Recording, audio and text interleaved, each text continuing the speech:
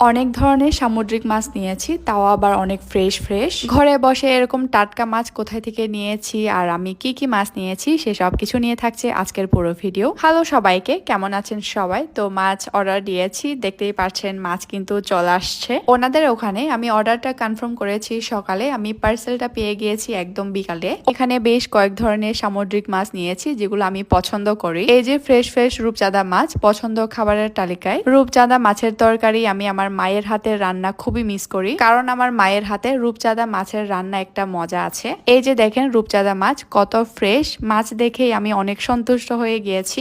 আর নিয়েছি 2টা ইলিশ মাছ। ইলিশ মাছ আমার এতটা পছন্দ না, তবে পরিবারে আমি আর আমার ভাই বাদে সবাই পছন্দ করে। আর নিয়েছিলাম 2 কিলো মতো চিংড়ি মাছ। চিংড়ি মাছ আমাদের ঘরে সবার খুবই খুবই পছন্দ তালিকায়। এখন এই স্কুইডের কথা বললেই আমার ক্ষুধা লেগে যাবে। স্কুইড আমার খুবই খুবই পছন্দ খাবারের তালিকায় একটি।